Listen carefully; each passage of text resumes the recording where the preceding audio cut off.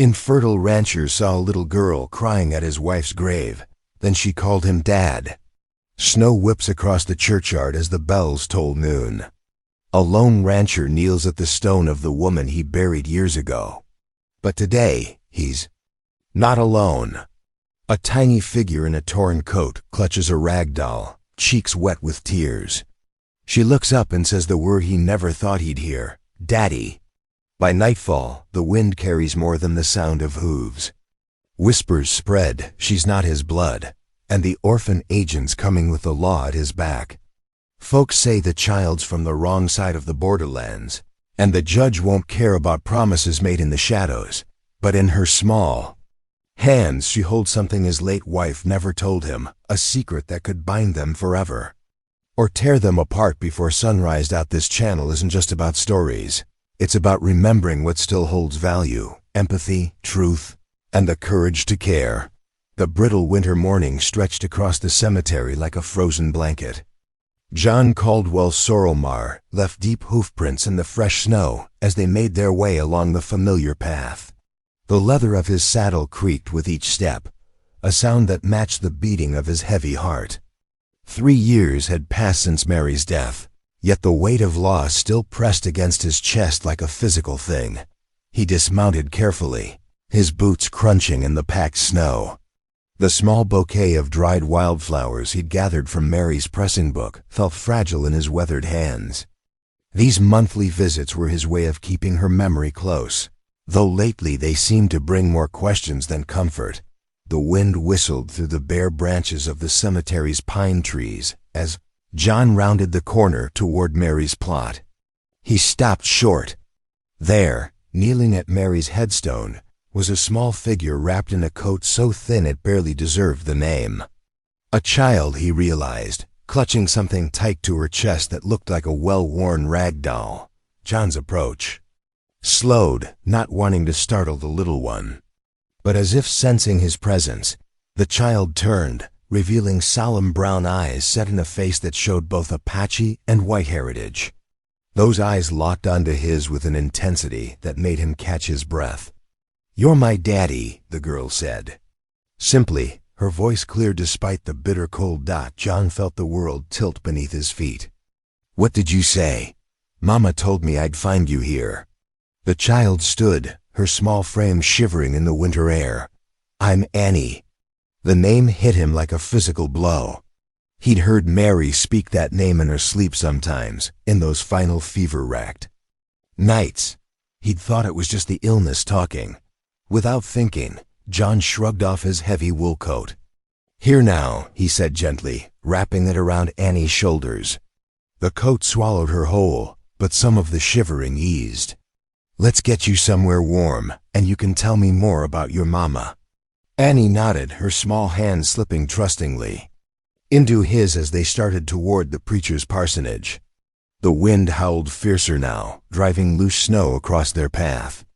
John found himself angling his body to shield the child from the worst of it. They'd gone perhaps 20 paces when Annie stopped. "Wait," she said, opening her other hand. Something glinted dully in her palm, a tarnished silver locket on a delicate chain. John's steps faltered. He knew that locket. Had given it to Mary on their wedding day, but it had disappeared years ago. With trembling fingers, he helped Annie work the catch. Inside was Mary's photograph, her gentle smile unchanged. By time. On the opposite side was a tiny scrap of paper, covered in Mary's familiar handwriting, though the words were too faded to make out. "Mama said to show you," Annie explained, watching his face carefully. "She said you'd understand." John stared at the locket, memories washing over him in waves. Mary's mysterious absences in that last year before her illness. Her quiet tears some nights. The way she'd sometimes start to tell him something important, then stop herself. "Your mama," he said carefully, his throat tight. "What was her name?" "Sarah," Annie replied. "Sarah Gray. But she said you knew her as Morning Star when she worked at the mission school with Miss Mary." Morning Star. John remembered her. A young Apache woman who'd helped Mary teach at the mission. before the reservation boundaries were redrawn and the school closed. She and Mary had remained friends, he knew, but he'd never suspected. She got sick too, Annie continued matter-of-factly, though her small fingers tightened around her rag doll. Like Miss Mary did. Before she went to sleep, she said I had to find you.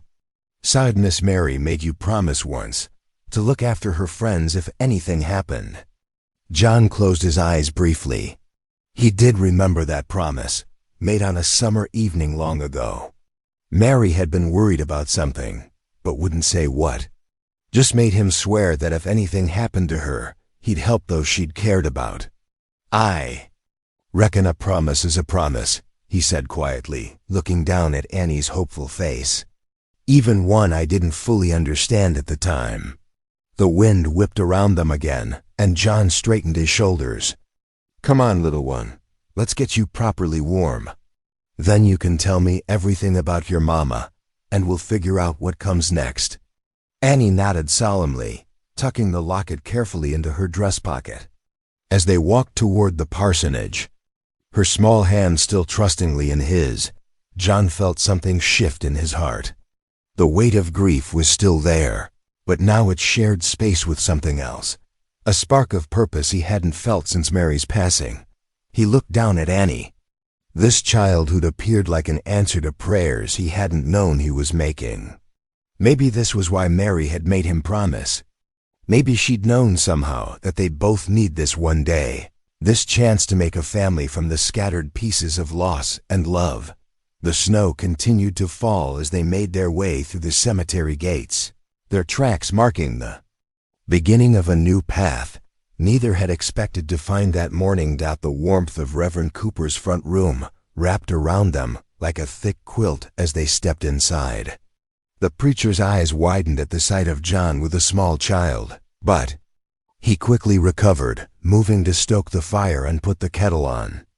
Land sakes, you must be half frozen, Cooper said kindly, pulling his most comfortable chair closer to the hearth. Let's get you warmed up proper. Annie perched on the edge of the oversized chair, her feet barely reaching the floor.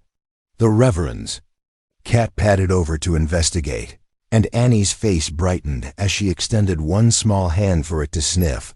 Steam rose from the cups as Cooper poured the tea, adding an extra spoonful of honey to Annie's. Now then, he said, settling into his own chair. Perhaps you could tell us a bit more about how you came to be here. Annie wrapped her hands around the warm cup, careful not to spill. Mama got the bad cough last month, she began, her voice steady despite the sadness in her eyes. She worked in Mr. John's kitchen before, helping Miss Mary, but that was before I was born. John frowned, searching his memories of the kitchen staff from those years. Mary had handled most of the household matters, especially after her health began to fail. He remembered a succession of help, but the faces blurred together. Your mama's name was Sarah Gray? He asked gently. Annie nodded, but Miss Mary called her Morning Star sometimes. They were friends from the mission school. Ah, Cooper said, understanding dawning on his face. I remember Morning Star. She helped teach the younger children before the reservation boundaries changed. Mama said ... double quotes. Annie paused to sip her tea. She said Miss Mary made Mr. John promise to help her. Friends if anything happened. And now Mama's gone to sleep like Miss Mary did, and I'm supposed to stay with Daddy John. The Reverend's eyebrows rose at the term, but he kept his voice gentle. What about your other family, child? Surely there must be someone. No, sir, Annie said firmly. Mama said everyone else is gone. Just Daddy John now. John met Cooper's concerned gaze over Annie's head. The situation was becoming more complicated by the minute, but he couldn't bring himself to contradict the child's faith in Mary's promise. She need proper clothes, John said finally. And food. We should head to the Mercantile before it closes. The streets were still snow-covered as they made their way to the store, Annie's small hand tucked trustingly in his. Townsfolk stopped to stare, whispers following in their wake. John kept his head high, though he felt each curious glance like a physical touch. The bell above the mercantile door jangled as they entered. Mrs. Hollis stood behind the counter, her sharp eyes taking in every detail of Annie's appearance. As John helped the child select a warm coat and some basic necessities, he could hear the storekeeper's whispered conversation with her assistant. "Look at those features," Mrs. Hollis murmured, not quite quietly enough. "That's Apache blood. Plain as day. What's John Caldwell thinking, bringing her in here?" John's jaw tightened, but before he could respond, the store's door opened with a blast of cold air. Silas Bragg stepped inside, brushing snow from his coat. The county orphan. Agent's thin face hardened as he spotted Annie. "Well, well," Bragg said, his voice carrying through the suddenly quiet store. "And why isn't this child in proper state custody?" John moved slightly, positioning himself between Annie and Bragg. "She's with me tonight." "Is she indeed?" Bragg's smile didn't reach his eyes. "And by what authority?" "Authority." They bundled up again and headed to the henhouse, a sturdy little structure attached to the barn's south side. Annie moved with quiet confidence among the drowsy birds, speaking soft words of greeting as she carefully collected warm eggs in her apron. John watched from the doorway, impressed by her gentle efficiency.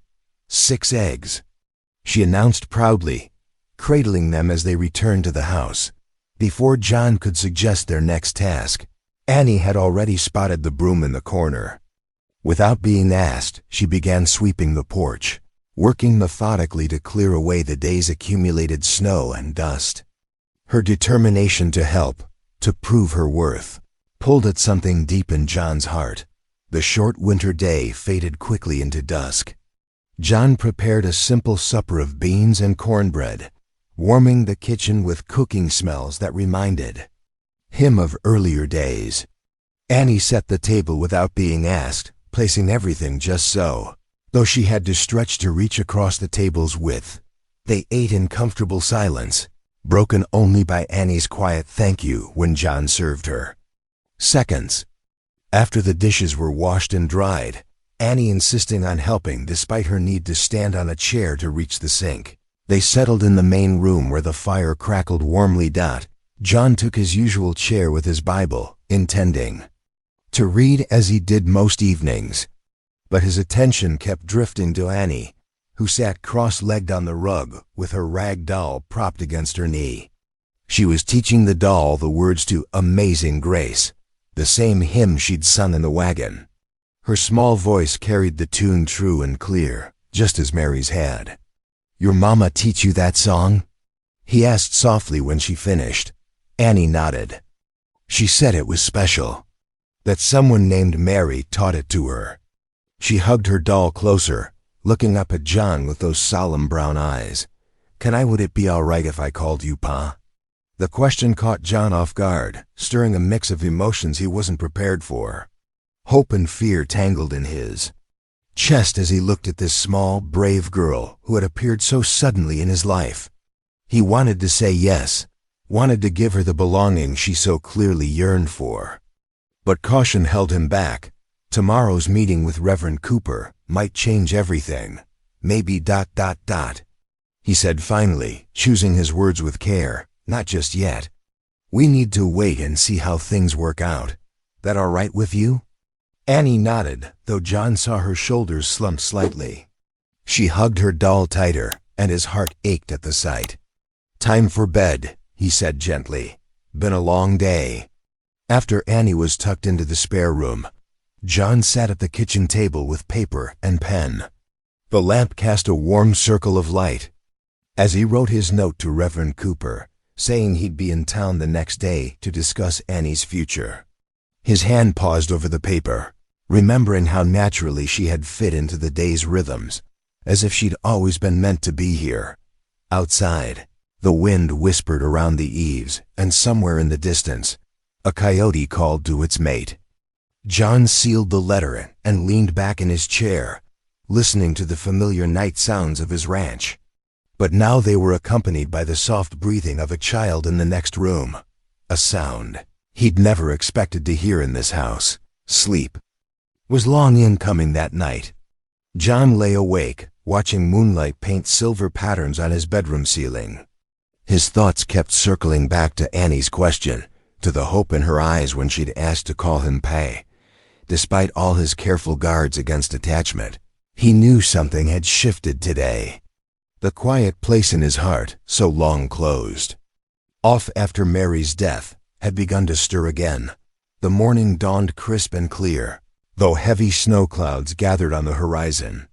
John hitched the wagon early, making sure to pack extra blankets and a hot brick wrapped in flannel for Annie's feet. The little girl climbed up beside him wearing the warmer coat Mrs. Hollis had found in her storeroom the day before. "Might be slow going," John warned, clucking to the horses. "Snow's packed hard on the road." Annie nodded, clutching her rag doll close. "I don't mind. I like watching the birds hop in the snow." The wagon wheels creaked and groaned over the rutted track, their progress indeed slower than usual. What normally took 2 hours stretched to nearly 3. John kept glancing at Annie, but she seemed content, pointing out rabbit tracks in the snow and naming the few winter birds that darted between. The bare branches overhead dot by the time they reached town. The church bell was striking noon. John helped Annie down from the wagon, noting how she straightened her coat and smoothed her hair before following him to Reverend Cooper's study door. The preacher's office smelled of wood smoke and old books.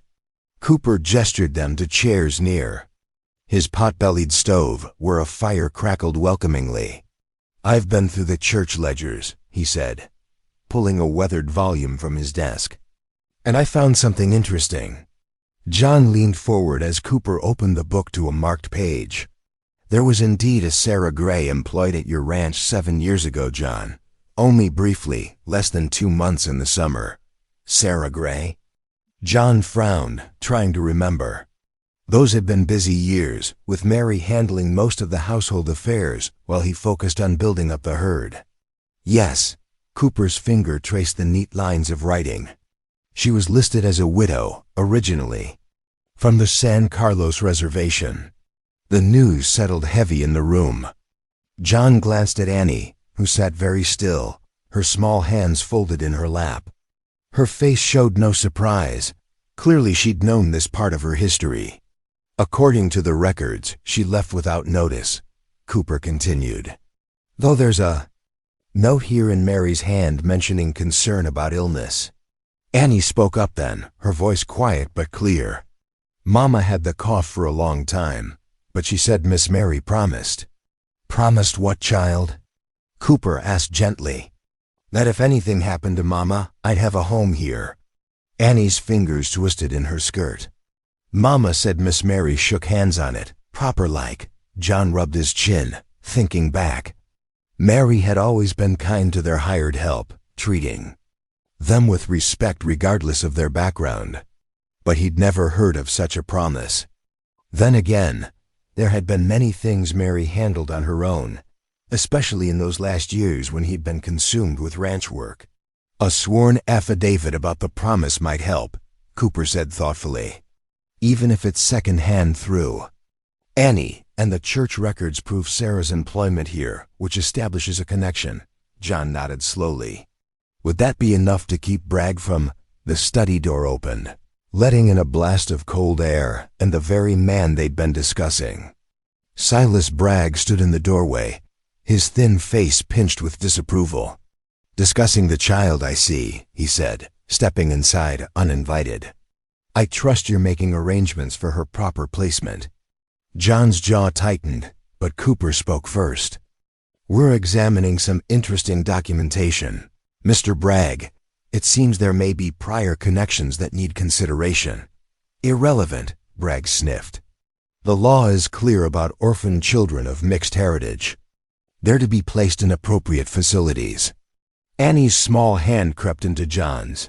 He squeezed it gently, feeling her trembling. "I'll return in 1 week with the necessary papers," Bragg continued. "I suggest you use that time to prepare the child for transfer to state custody." With that, he turned and left, letting another cold draft swirl through the room. Cooper sighed heavily. A week isn't much time, but it's something. I'll start drafting that affidavit, and we'll see what other documentation we can find. The ride home was quieter than the morning's journey. The clouds had thickened, and occasional snowflakes drifted down. John couldn't stop thinking about Mary's alleged promise. It seemed exactly the sort of thing she would have done, seeing need and meeting it without fanfare. As they neared the ranch, John cleared his throat. Would you like to learn about caring for the horses? Might be useful to know. Annie's face brightened. Yes, please. I've never been close to such big horses before. Once home, John led her to the barn, showing her how to approach his sorrel. Mare slowly and speak softly. He demonstrated the proper way to use the curry brush, explaining how to move with the grain of the horse's coat. Like this? Annie asked, making careful circles with the brush. That's right, John nodded, watching her gentle movements. She likes you. See how her ears are turned toward you? After the horses were tended, they moved on to the chicken coop. John showed Annie the proper amounts for feeding, and where to store the scratch grain to keep it dry. Mama and I had 3 chickens once, Annie said, scattering feed carefully. But they got sick in the winter. John watched her work, noting how naturally she took to each task. She moved with the same quiet efficiency he'd noticed yesterday, as if she'd always belonged here. The thought of Bragg returning in a week made his chest tight. The afternoon passed quickly as they settled into a routine of chores. Annie insisted on helping with everything, from gathering eggs to filling the wood box beside the stove. As darkness fell early, bringing more snow, John found himself watching the clock, acutely aware of how precious each hour might be, but he pushed the worry aside, focusing instead on teaching Annie the small daily rhythms that made up ranch life. There would be time enough tomorrow to worry about Bragg and his papers. For now, there were horses to feed, chickens to tend, and a small girl learning to call this place home. The next few days brought a gentle rhythm to the Caldwell Ranch. John found himself watching Annie's quick progress with quiet amazement. She rose before dawn each morning, eager to help with whatever task needed doing. Best check the stock water first, John said on their 3rd morning together. Creek's likely frozen over. Annie pulled on her coat and followed him to the barn, where he saddled the sorrel Mare. He lifted her up in front of him, and they rode out across the frosted pasture. The creek gurgled faintly under its icy cover, barely visible in the pale. Morning light. John dismounted and helped Annie down, then showed her how to test the ice's thickness with his boot heel. Gotta break it clean through, he explained, so the cattle can drink proper. Annie watched intently as he demonstrated with a long pole, cracking the ice in a careful pattern. Can I try? She asked. Might be a mite heavy for you, John said. But he helped her grip the pole anyway. Together, they worked their way along the creek bank, breaking drinking holes every few yards. Annie's face glowed with pride when they finished. Back at the ranch house, she proved just as capable with indoor tasks. That afternoon, John found her studying a pile of his old work shirts, her small fingers tracing the torn seams. Mama taught.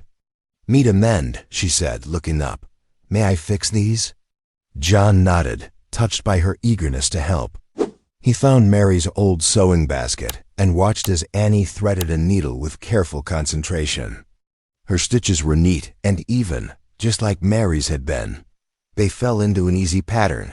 Mornings for outdoor chores, afternoons for indoor tasks, and evenings by the fire. John found himself talking more than he had in years, explaining ranch work as they went along. Annie soaked up every word, asking smart questions that often made him smile. On the 3rd evening, the weather turned. Wind rattled the shutters as they finished their supper of beans and cornbread. Annie helped clear the dishes, then settled on the hearth rug with her rag doll while John lit the lamp. Storm's coming, he said, listening to the rising wind. Might be a big one. Annie hugged her doll closer.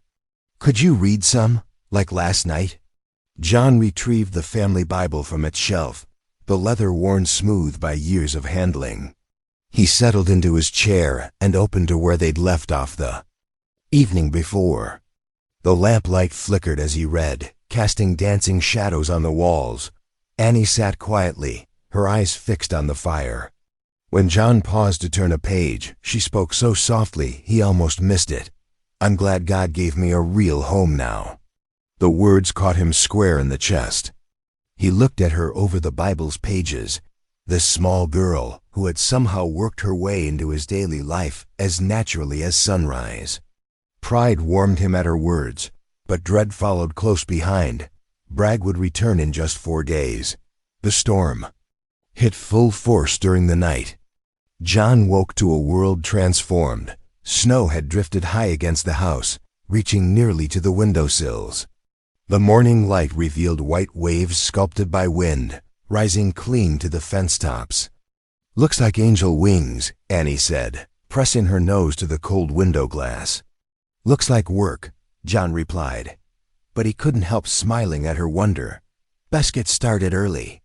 They bundled up against the cold and stepped out onto the porch. The snow reached past Annie's knees, but she insisted on helping. John took the heavy shovel and began clearing a path to the barn, while Annie followed behind with her broom, sweeping the packed snow smooth. "Animals need feeding, storm or no storm," John explained as they worked. The exercise kept them warm, despite the bitter air. Annie's cheeks grew pink with effort as she swept, her breath making little clouds in the morning light. The work was hard, but John found himself enjoying it more than he had in years.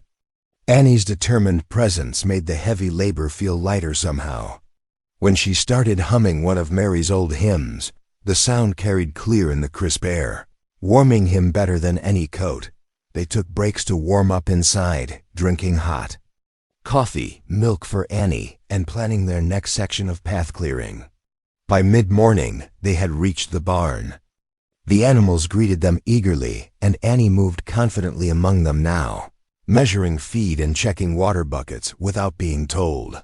"You're learning fast," John said as they worked. "Your mama taught you well."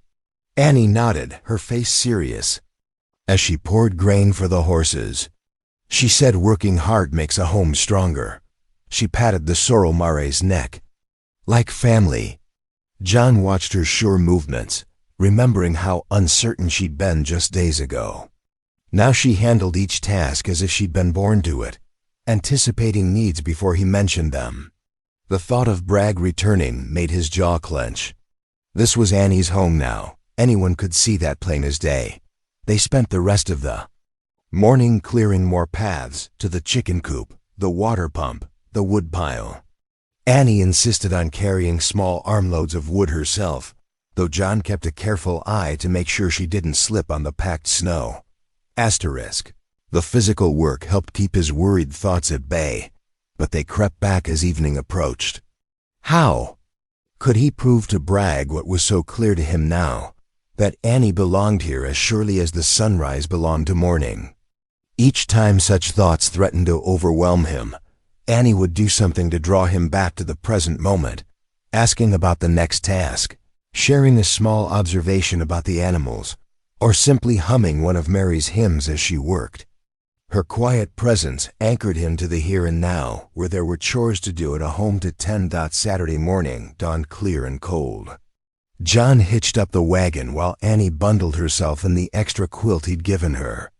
The drive to town was quiet, broken only by the crunch of wheels on frozen snow and Annie's soft humming. "Miss Ellery's having the children practice hymns today," John explained as they approached the white-painted schoolhouse.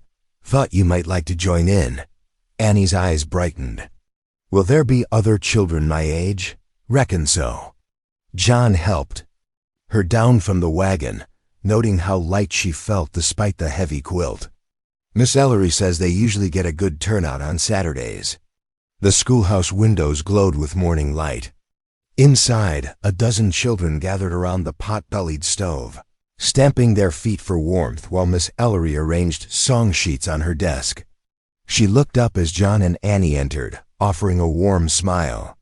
"Welcome, Annie," Miss Ellery said, gesturing toward the circle of children. "We're just about to begin Amazing Grace. Do you know that one?" Annie nodded eagerly. "Mama taught it to me."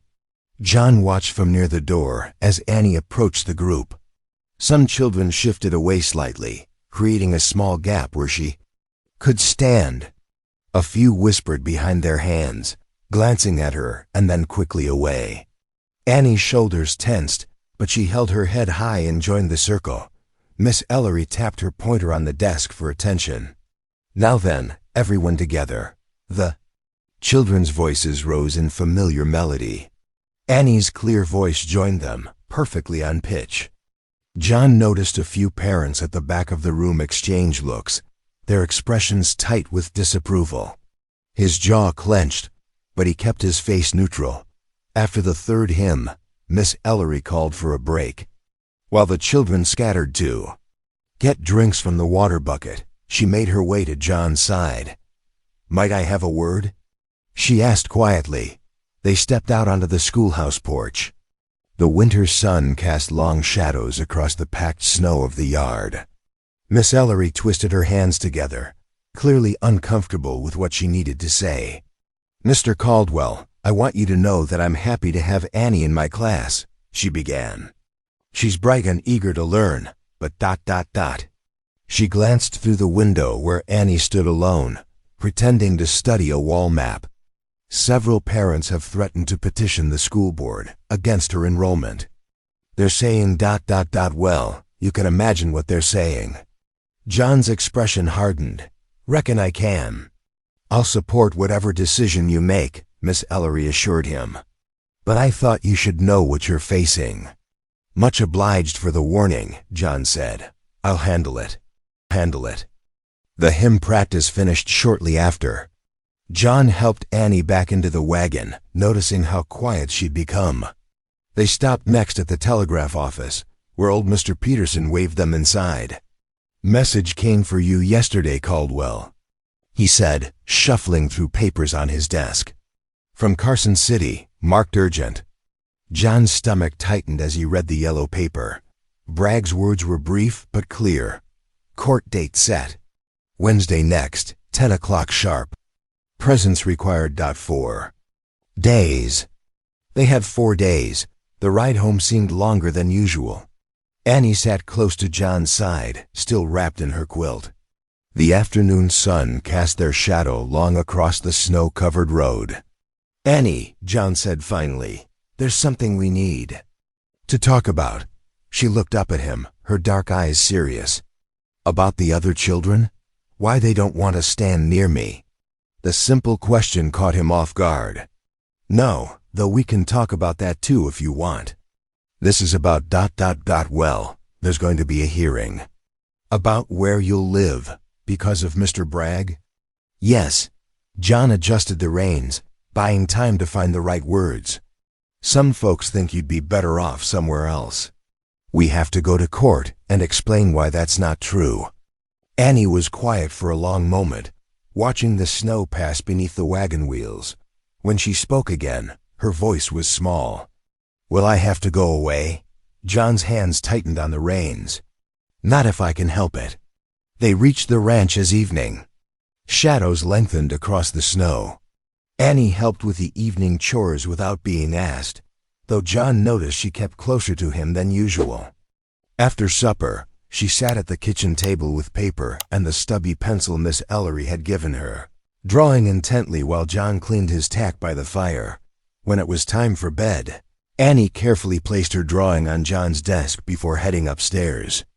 John waited until he heard her door close before picking it up. Not the picture showed 2 figures standing hand in front of what was clearly meant to be the ranch house. A crooked chimney puffed smoke into the sky, and what might have been. The sorrel mare grazed in the corner of the page. Across the bottom, in careful letters, Annie had written "Pie and me." John stared at the drawing for a long time, his throat tight. The fire burned low in the grate, casting dancing shadows across the simple scene. Finally, he opened his Bible and placed the drawing carefully between its pages. Where Mary's pressed flowers still marked her favorite passages, 4 days suddenly seemed like no time at all. The morning frost painted delicate patterns on the window panes as John saddled his mare for the ride into Carson City. He'd told Annie he had business in town, leaving her with plenty of chores to keep busy. Her solemn nod and careful list-making of tasks had made his chest ache. The county clerk's office sat in a brick building off the main street, its windows reflecting the weak winter sun. Inside, the air smelled of dust and old paper. John removed his hat, approaching the high wooden counter where Mr. Phillips scratched away with his pen. "Need to file for guardianship," John said without preamble. Phillips glanced up, recognition crossing his lined face. "Caldwell, this about that Indian girl?" "Half Apache," John corrected quietly. "Her name's Annie Gray. Got proof of relation?" Phillips shuffled through a stack of documents. "No blood relation." John's fingers tightened on his hat brim. "But her mother worked for us, and my late wife. Can't file without proof of kinship." Phillips didn't look up. "Unless you've got written permission from the mother or previous guardian." "The mother's passed." John leaned forward. "But my wife Mary, she made a promise. Got that in writing?" Phillips finally met his eyes. "No, but then there's nothing to file." Phillips dipped his pen in ink. "Law's clear on this, Caldwell. Without blood relation or documented permission, you've got no standing. Child belongs in state custody." John stood silent, the weight of those words settling heavy in his gut. Finally, he nodded stiffly and turned toward the door. "Caldwell?" Phillips called after him. "Might save yourself some grief by letting Bragg handle it." The door closed harder than John intended. The ride to Reverend Cooper's church took less than 10 minutes, but John's mind churned with every hoofbeat. The preacher was in his study, surrounded by stacks of letters and church records. "John." Cooper looked up, his reading glasses slipping down his nose. "I was just going through old correspondence, hoping to find something about Sarah Gray or Mary's promise. Any luck?" John tried to keep the desperation from his voice. Cooper shook his head slowly. "Nothing yet. Mary wrote often about the ranch hands and visitors, but I haven't found mention of Sarah." He gestured to the papers around him. "I'll keep looking." "Much obliged." John's voice was rough. "Clerk says without proof. I don't have a chance." "The law isn't always just," Cooper said quietly. "But sometimes the Lord provides another way." John wished he shared the preacher's faith in divine intervention. Right now, the path ahead looked darker than a moonless night. The winter afternoon was waning as John rode homeward, his mare's breath clouding in the cold air near the creek. Crossing, a rider appeared, Sam Harlan, one of the largest ranchers in the territory. "Hold up, Caldwell," Harlan called, reining his horse alongside. His face was red from more than just the cold. "Need to have words with you." John kept his expression neutral. "Afternoon, Sam. Heard you're fixing to keep that half-breed girl." Harlan's voice carried an edge. "That's trouble you don't want." "Annie's no trouble." John's tone remained level, though his jaw tightened. "Maybe not now." Harlan leaned forward in his saddle. "But mixing blood brings problems. Always does. Folks around here won't stand for it." "Folks meaning you?" "Meaning everybody with sense." Harlan's horse stamped restlessly. "Listen here, we've known each other a long time. I'm telling you straight. Let Bragg take her. Save yourself the fight." John met Harlan's gaze steadily. "Much obliged for the warning. Don't say I didn't try to talk sense." Harlan wheeled his horse around. "You're gonna find yourself mighty lonely out here. You keep on this way." John watched him ride off, the words echoing in his ears. His mare shifted beneath him, sensing his tension. With a gentle nudge, they continued toward home. The sun was setting by the time John reached the ranch. Golden light spilled from the kitchen window, and through the glass he could see Annie standing at the table. He paused before dismounting, watching her carefully measure flour into a bowl, her tongue caught between her teeth in concentration. Inside, the kitchen was warm and filled with the smell of coffee. Annie looked up as he entered, flour dusting. Her dark hair. "I'm making biscuits," she announced proudly. "Like you showed me. 3 cups flour, 1 spoon salt." She continued reciting the recipe as she worked, humming between phrases. Her small hands moved with surprising confidence, cutting in the lard, just as he'd taught her. The familiar tune was one Mary used to sing while baking. John hung his coat by the door, watching this child who had somehow worked her way into the empty spaces of his life. She belonged here as surely as the old Bible on the shelf or Mary's quilt on the bed upstairs. The law might not recognize it, but his heart knew the truth. Settling into his chair by the stove, John silently renewed his promise. He'd fight for her with everything he had. Some battles were worth any cost. "Want to check if I did it right?" Annie held up the bowl, her face hopeful. "Reckon I'd better," John said, managing a smile. "Can't have bad biscuits for supper." She beamed at him, and for a moment, the weight of the day lifted. Whatever came next, they'd face it together. Frost glittered on the barn door hinges as John stepped out into the pre-dawn darkness. The temperature had dropped overnight, leaving the yard crisp and silent under a blanket of stars. He moved deliberately, checking each wagon wheel and testing the traces as he hitched up the team. The horses' breath came in white puffs as they stood patient in their harness. Inside the house, a lamp flickered to life.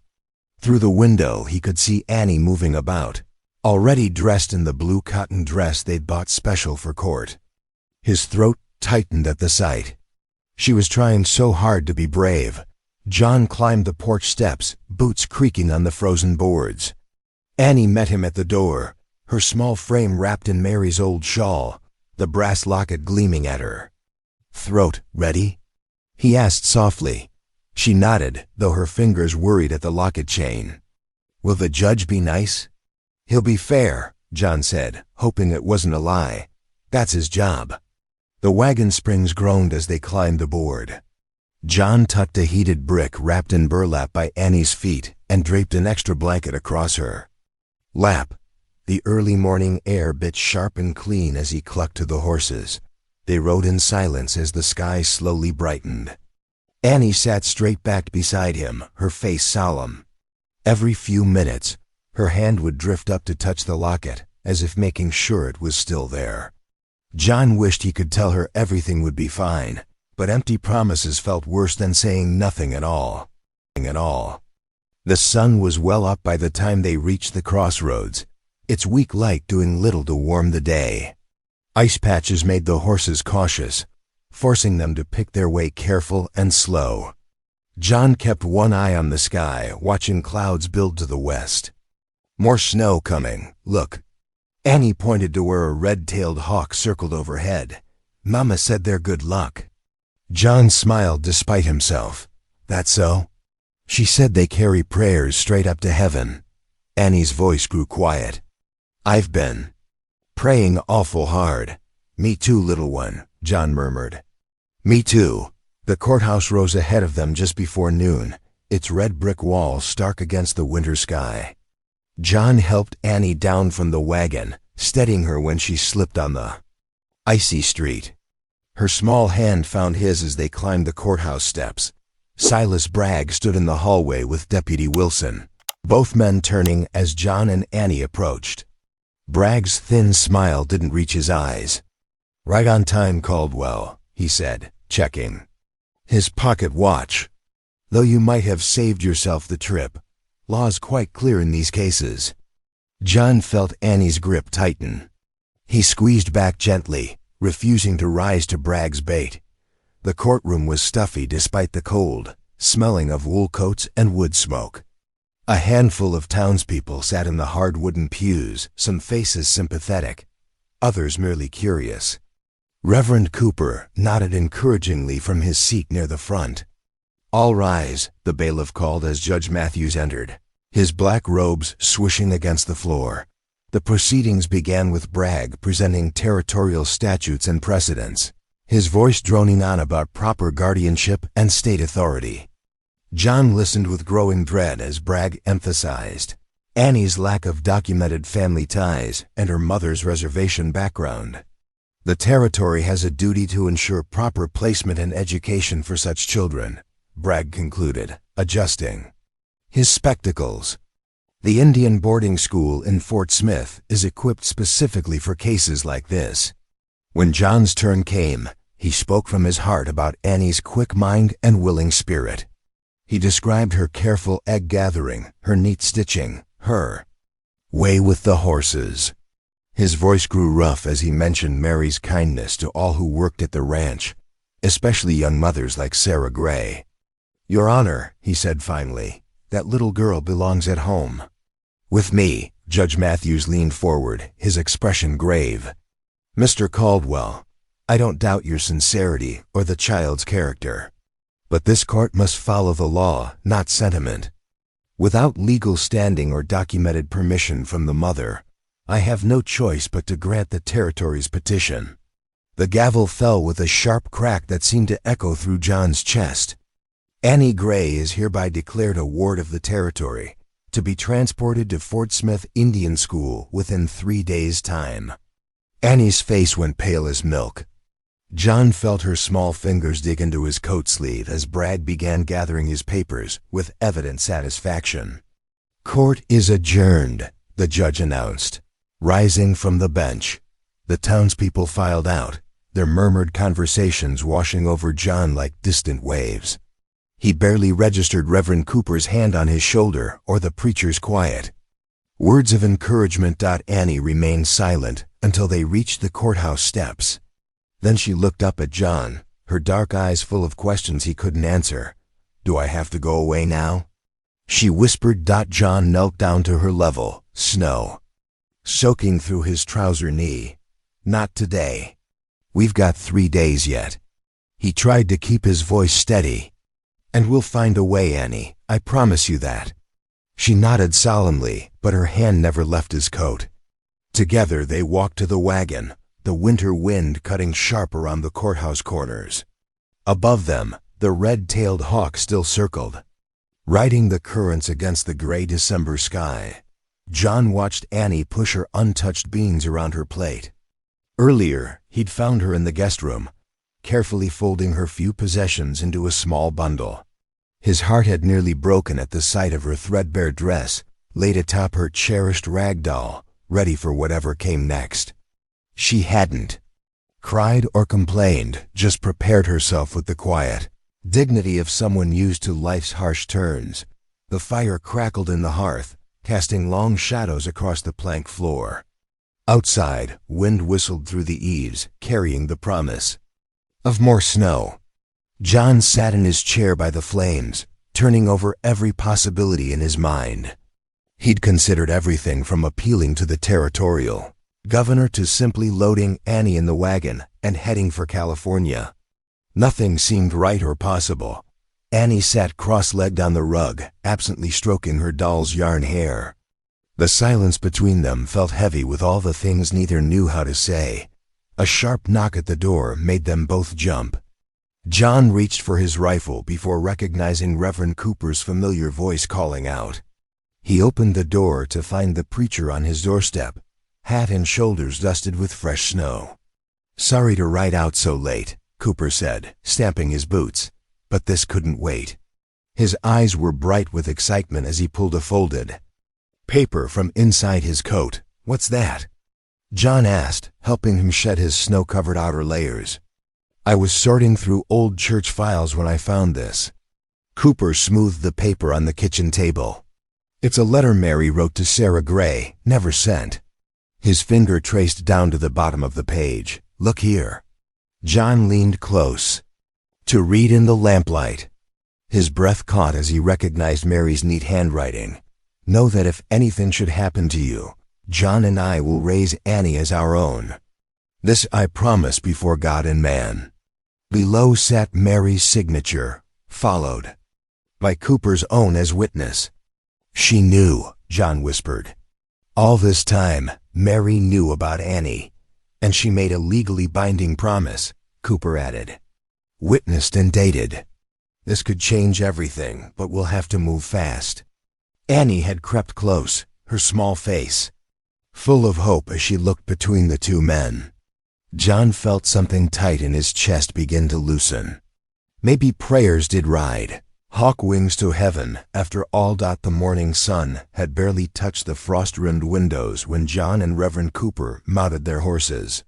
They rode hard through the crisp dawn air, hooves pounding against the frozen ground as they made their way to town. Their breath came out in white puffs, matching the steam rising from their horses' flanks. They found Judge Harrison's house at the edge of town, its brick chimney already sending smoke into the pale sky.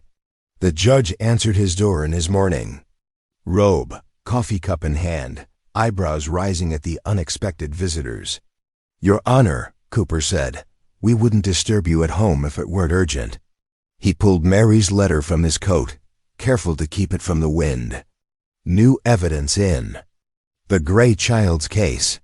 The judge ushered them into his study, adjusting his spectacles as he read Mary's written promise by lamplight. His weathered face remained neutral, but his eyes narrowed with interest. This changes matters considerably, he said finally. Before he could continue, heavy footsteps approached. Silas Bragg appeared in the doorway, his face flushed from the cold. Word traveled fast in small towns. How convenient, Bragg sneered, finding such a letter right when needed. The judge held up his hand. The letter bears my predecessor's official seal and Reverend Cooper's witness signature. It merits proper consideration. He reached for his calendar. We'll hold a formal hearing tomorrow morning. Back at the ranch that evening, John found Annie feeding the chickens. Her small face lit up like sunrise when he told her the news. Hope sparking in her dark eyes. Maybe I can stay? She whispered. We'll pray on it, John said softly. That night, they worked side by side in the warm kitchen, kneading bread dough for the preacher's family. Annie's small hands mimicked John's movements, flour dusting her arms to the elbows. Outside, the winter. Wind moaned through the cottonwoods, but inside, the kitchen glowed with lamplight and purpose. John watched Annie carefully shape her loaf, her tongue caught between her teeth in concentration. The warmth he felt had nothing to do with the cook stove's heat. It came from somewhere deeper, like spring water rising through winter ground. Unstoppable and clear, the courthouse filled quickly the next morning, wooden benches creaking under the weight of curious townsfolk. Whispers rustled like dry leaves as John and Annie entered, followed by Reverend Cooper clutching his worn leather satchel. Even Mrs. Hollis from the Mercantile had closed her shop to attend. Judge Harrison called the room to order, his gavel sharp against the morning quiet. Bragg sat at the prosecution table, back rigid as a fence post, while John and Cooper took their places opposite. Cooper spoke first, his voice steady and clear. Your Honor, I personally witnessed Mary Caldwell write and sign this letter 7 years ago. He held up the paper carefully. She knew Sarah Gray was ill and wanted to ensure Annie's future. Sarah came to me afterward, grateful for Mary's promise. The Reverend's eyes met John's briefly. Sarah told me she could rest easier knowing her daughter would have a good home with the Caldwells, should the worst happen. Bragg shot to his feet. This is mere sentiment, Your Honor. A letter penned in sympathy doesn't constitute legal guardianship. The judge adjusted his spectacles, studying territorial law books spread before him. On the contrary, Mr. Bragg, there's clear precedent here. He tapped the page with his finger. A witnessed promise of guardianship, properly signed, carries the weight of law in this territory. The courtroom held its breath as Judge Harrison straightened in his chair. Having reviewed the evidence, I hereby reverse my previous ruling. Guardianship of Annie Gray is granted to John Caldwell, effective immediately. Annie's sob broke the silence. She bolted from her seat and threw herself into John's arms, tears streaming down her face. John lifted her up, his own eyes glistening. As he held her close, a slow clap started somewhere in the back of the room. It spread like wildfire, filling the courthouse with approval. Even some who had opposed Annie's presence at the school joined in, moved by the scene before them. As they stepped outside, the sun broke through the gray clouds that had lingered for days. Its warm light spilled across the courthouse steps, catching the tears on Annie's cheeks and turning them to gold. The wagon wheels crunched over snow-packed roads as John and Annie headed home, the afternoon sun warming their faces. The weight that had pressed on John's chest for days had lifted, replaced by a lightness he hadn't felt in years. At the Mercantile, Mrs. Hollis met them with a smile warmer than her usual businesslike manner. While John gathered flour and coffee, she pressed a blue hair ribbon into Annie's small hands. "For your braids, child," she whispered, giving Annie's shoulder a gentle pat. Back at the ranch, they worked together in comfortable quiet, feeding chickens and breaking ice in the horse troughs. Annie scattered extra corn for the hens, her movements sure and practiced now. "Come spring," Annie said, leading the mare to her stall, "can we plant wildflowers by the porch? The yellow ones Mama Mary loved?" "Reckon that'd be just right," John answered, his voice soft with memory. After supper, John showed Annie how to hold a pocket knife safely, guiding her hands as they whittled a wooden spoon together. Their laughter filled the kitchen, warm as the lamplight. When Annie dozed off in the big chair by the fire, John lifted her gently and carried her to bed. "Thank you, Lord," he whispered in the darkened hallway, "for bringing her home." A week passed, and the March sunshine began its gentle work on the winter snow. Patches of earth emerged on the south-facing slopes, bringing with them the first brave wildflowers of the season. John and Annie made their way along the path to the cemetery, their boots leaving dark prints in the softening snow. Annie clutched a small bundle of purple and yellow blooms they'd gathered from the warming hillside. The morning air held that special stillness that comes when winter starts losing its grip. At Mary's headstone, Annie knelt carefully and arranged the flowers. Her small fingers touched the cold stone as she whispered, "I'll make you proud, Mama." John's heart swelled at the words. He placed his weathered hand on her shoulder. "Mary's already proud of you, little one, sure as sunrise."